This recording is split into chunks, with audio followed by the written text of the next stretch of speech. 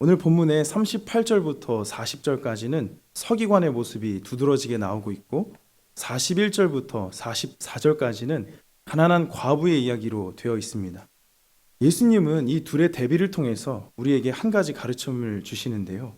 먼저 이 서기관에 대해서 조금 설명을 해드리자면 율법을 연구하고 가르치는 율법 교사가 바로 서기관이었습니다. 나라를 잃었던 이 유대인들에게 율법은 곧 그들의 정체성을 지켜주는 가장 중요한 틀 중에 하나였습니다. 이 율법을 가르치고 전수했으니 정말 중요한 역할을 하고 있었던 것입니다. 또한 이 서기관들은 성전을 관리했던 성전 관리자들이기도 했습니다. 유대 최고의 의결 기관인 사네드린에 소속이 되어서 재판에도 참여하였던 이 사람들은 매우 높은 위치에 신분을 가진 사람들입니다. 따라서 당시에는 이 서기관들이 지나갈 때면 사람들은 그에게 랍비어 하고 부르면서 인사하도록 되어 있었습니다. 그러니 얼마나 이 서기관들이 가진 권위나 신분이 높아져 있었는지 알 수 있는 것입니다. 그런데 오늘 본문 속에 예수님께서 서기관을 향한 말씀을 보게 되면 서기관들을 삼가라 하고 말씀하십니다. 서기관들은 앞서 말씀드렸던 것처럼 율법 교사입니다. 율법을 가르치고 사람들에게 율법을 지키도록 해야만 하는 역할을 했던 것이 율법 교사입니다. 따라서 서기관들에게 가서 배우라. 예수님께서 백성들에게 서기관들한테 가서 배워라 라고 해도 모자를 판에 지금 그 반대로 서기관들을 삼가라 하고 말씀하셨던 것입니다. 서기관들에게 거리를 두고 그들을 경계해라고 하신 겁니다. 무슨 일이 생긴 것일까? 우리 성경을 통해서 함께 보도록 하겠습니다. 성경 여러분 있으시죠? 38절과 39절 우리 같이 찾아서 읽어보면 좋겠습니다. 마가복음 12장 38절과 39절입니다.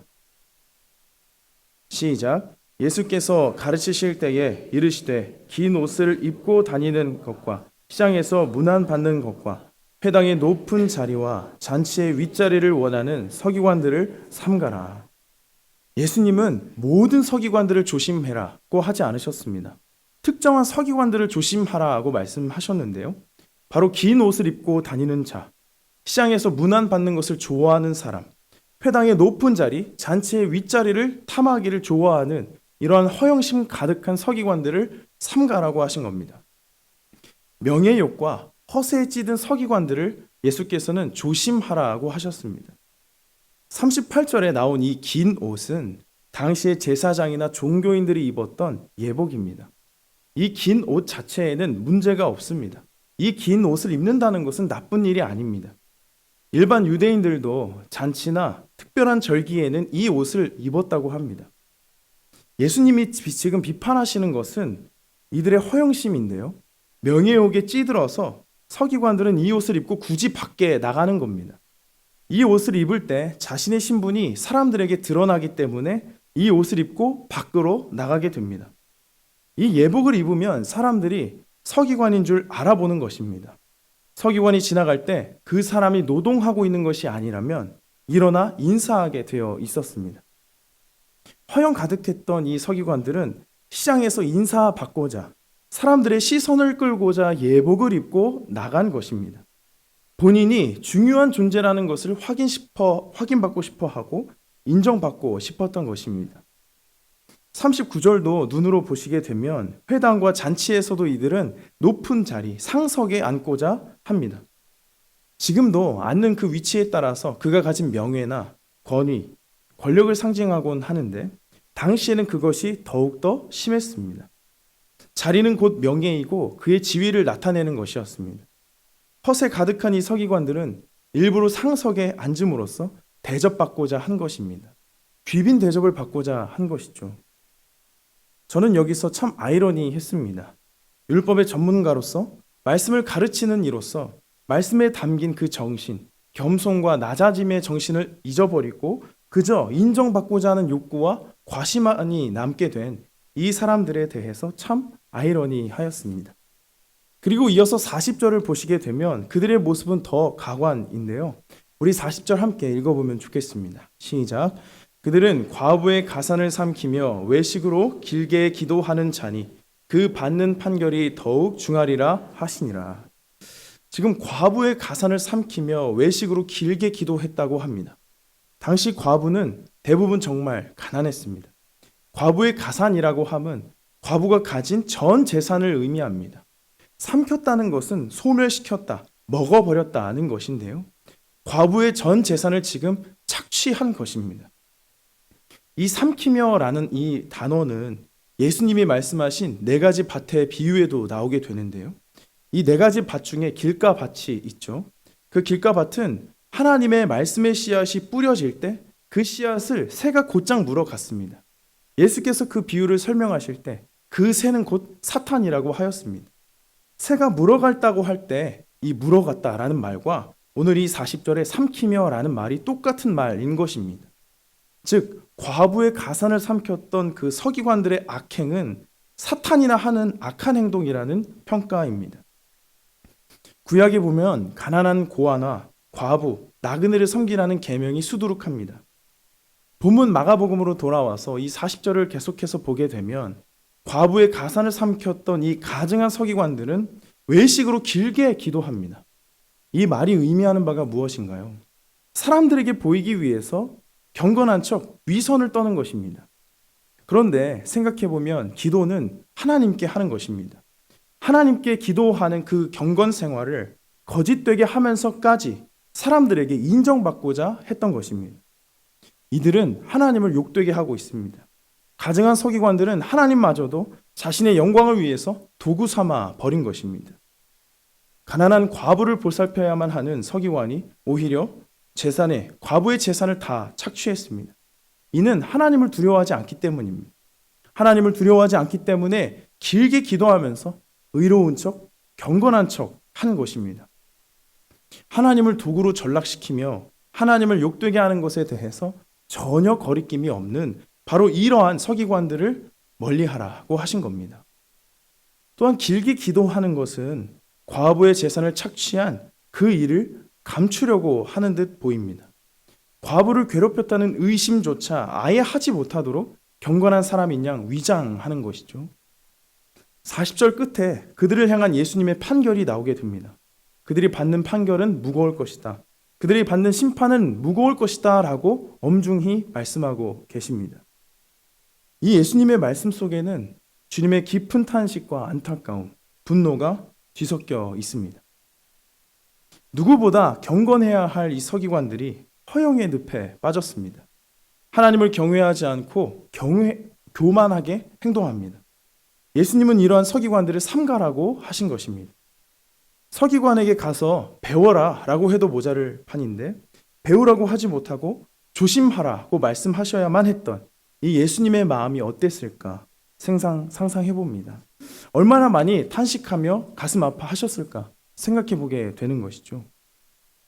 저는 이 본문을 보게 되면서 거짓 경건과 가짜 신앙인이었던 이 서기관의 모습이 과연 내 안에는 없는가 질문하게 되었습니다. 서기관이라는 신분이 하나님을 향한 참 경건, 참 신앙을 책임져 주지 않았습니다. 마찬가지로 우리가 가진 직분이 참 경건, 참 신앙을 책임져 주지 않는다는 것을 기억해 봅니다. 목사라는 타이틀을 포함한 그 어떠한 직분도 그 신앙을 전부 말해주지 않습니다. 가증한 서기관들은 하나님 앞에 길게 기도합니다. 사람들은 그들을 보면서 칭찬했을 것이고 놀라워했을 것입니다.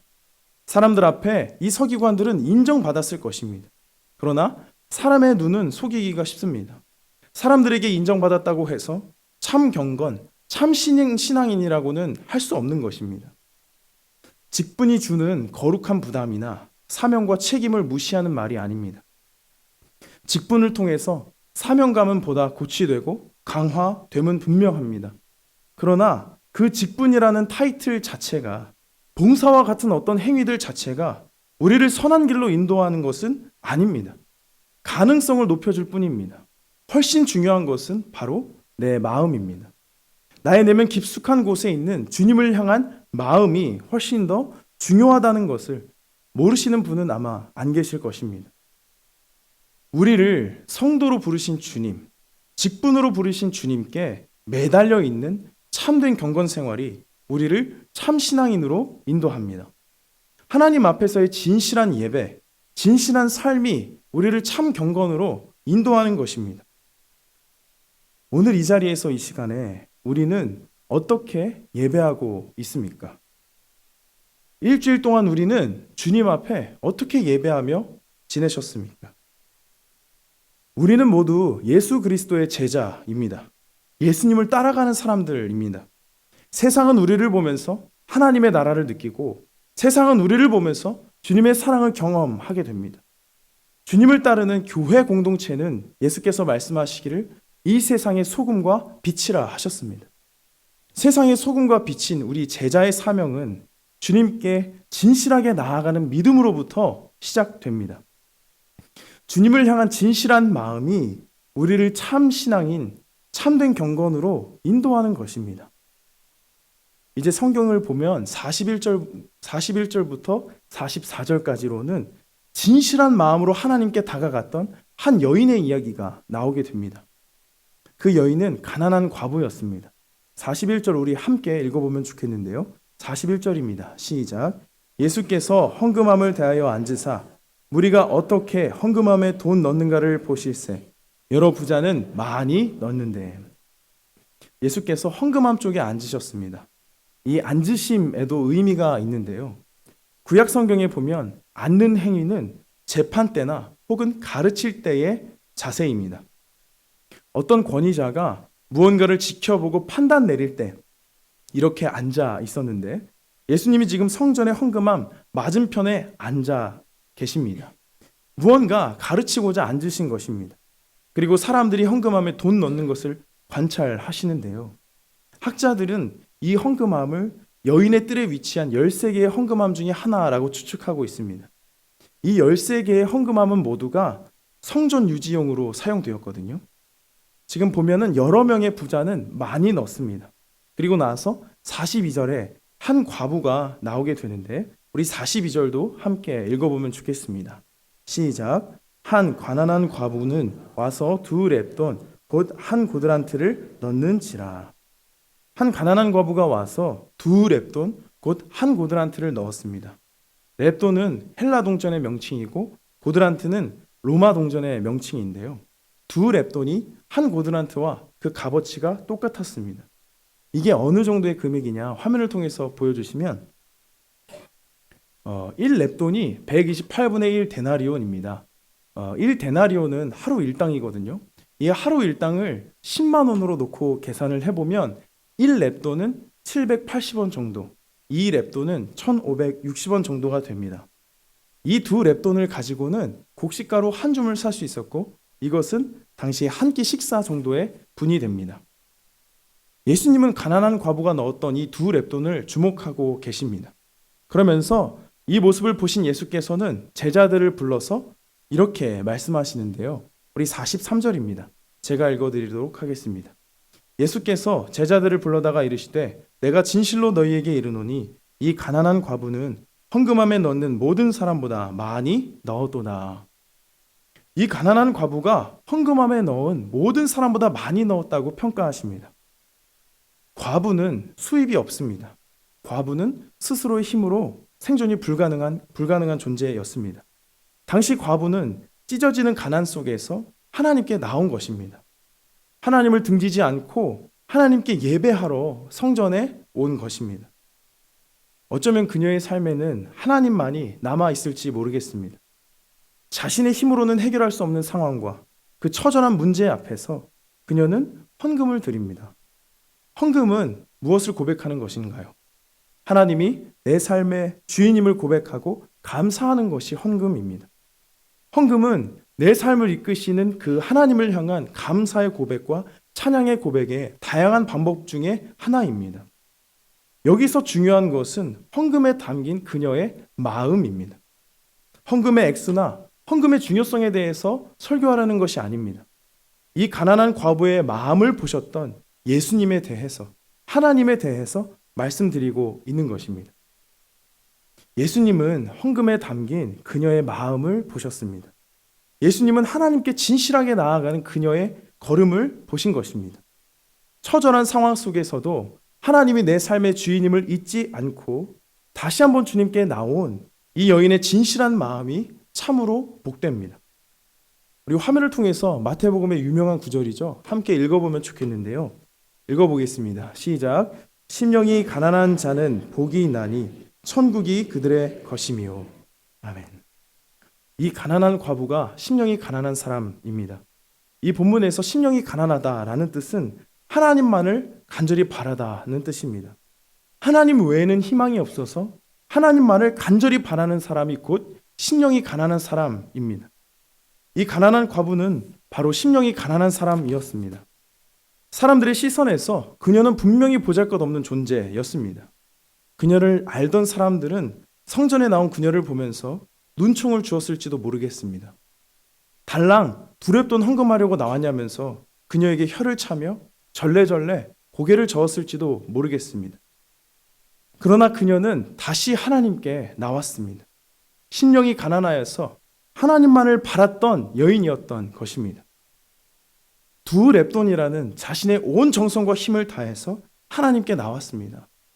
하나님께 무언가 잘못해서 이렇게 되었나 하는 생각이 휩싸여 있었을 수도 있고 자신의 처지를 비관하면서 주님 앞에 나와 있을 수도 있습니다. 어떤 생각이 되었건 그녀는 오직 하나님께 소망을 두면서 하나님께 나온 것입니다. 하나님이 자신의 삶의 주인임을 알았기 때문에 다시 성전으로 온 마음과 온 정성을 다해 나온 것입니다. 그녀의 그러한 진실한 마음이 바로 두 렙돈 한 고들한테 담겨 있습니다.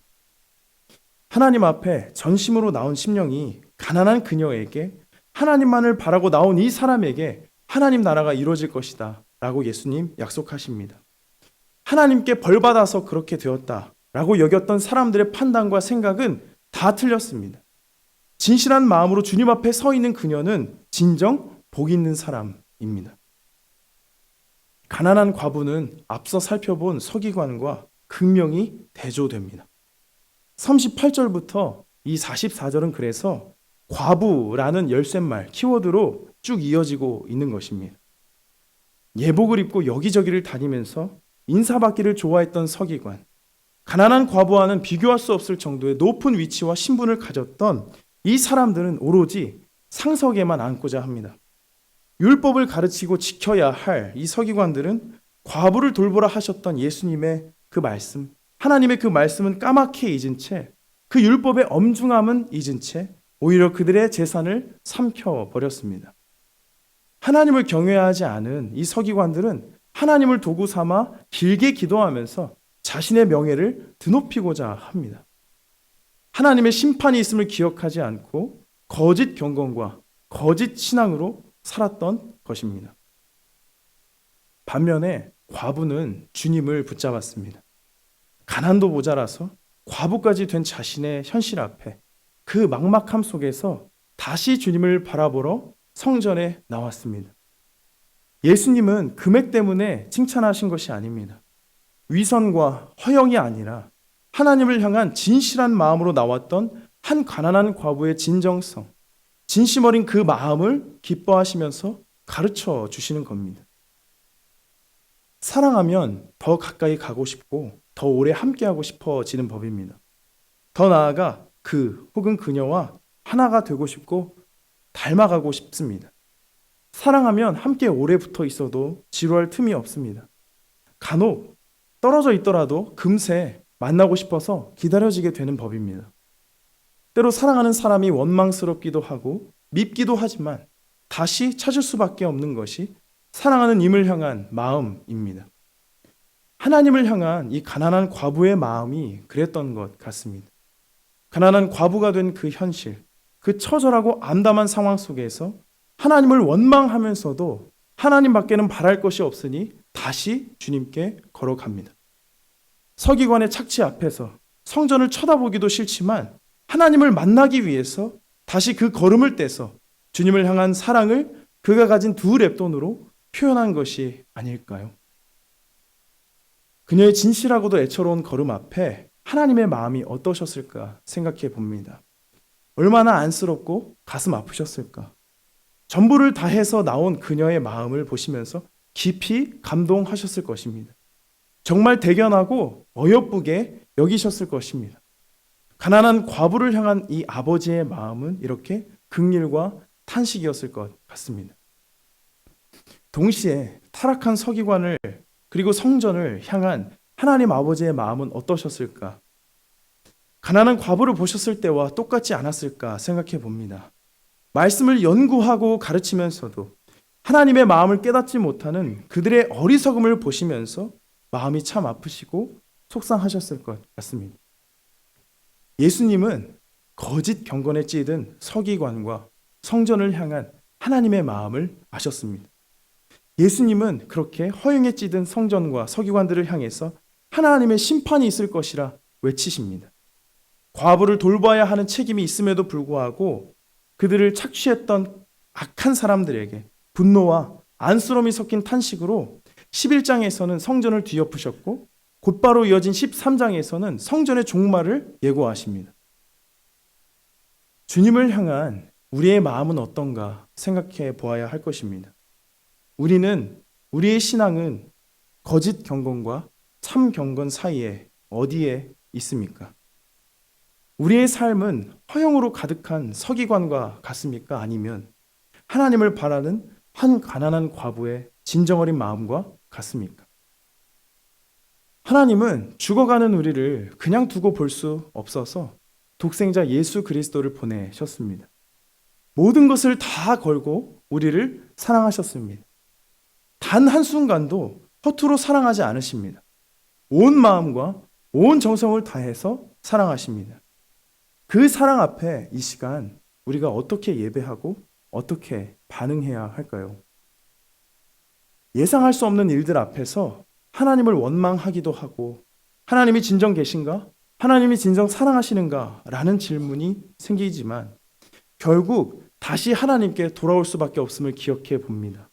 알 수 없기 때문에 무슨 일을 경험할지 알지 못하기 때문에 하나님을 바라보게 되고 원망스럽기 때문에 하나님을 바라보는 것입니다. 우리의 시작과 중간 그리고 끝은 모두 하나님이고 새로운 시작, 끝 이후에 펼쳐지는 그 새로운 시작, 영원이라는 그 시작에도 하나님이 계십니다. 그 모든 시간이 하나님 안에 있는 것입니다. 따라서 결국에 우리는 다시 하나님을 바라보아야만 합니다. 하나님 없으면 살지 못할 존재로 우리는 창조되었습니다. 주님을 예배한다는 것은 가난한 과부의 진실한 마음, 두 렙돈 곧 한 고드란트와 같습니다.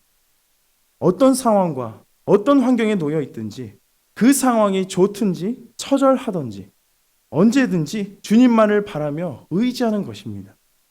내 힘으로는 살 수 없음을 알고 최선을 다해서 하나님께 나아가는 것입니다. 내 마음대로 이루어지지 않음을 알고 주님을 더욱더 붙잡는 것입니다. 가난한 과부는 그렇게 하나님께 나왔습니다. 하나님은 여러분들을 기다리십니다. 그냥 기다릴 수 없어서 독생자 예수를 보내시기까지 여러분들을 간절히 원하십니다. 매주 드려지는 우리의 예배가, 매일 드려지는 삶의 예배가 주님을 향한 진실한 마음으로, 진실한 걸음으로 넘쳐나기를 소망합니다. 우리를 향한 하나님의 마음의 그 크기는 결코 따라갈 수 없을 것입니다. 그러나 우리를 향한 하나님의 마음과 하나님을 향한 우리의 마음이 닿을 수는 있습니다. 장성한 부모가 손을 뻗어서 갓 태어난 아기의 손을 잡는 것처럼 주님이 손 뻗으실 때 우리 손을 주님께 내어드리면 하나님의 그 손을 잡을 수 있는 것입니다. 여기 계신 저와 여러분들은 모두가 주님의 그 손을 꼭 붙잡으시기를 간절히 축복합니다. 헛된 마음을 주님께 모두 비워내고 성령으로 충만하여서 하나님만으로 가득한 삶이 되시기를 축복합니다. 어떤 일을 마주하게 될지 모르기 때문에 더욱더 주님을 의지하는 이 가난한 과부의 진실함이 우리 안에 만개하기를 간절히 소망합니다.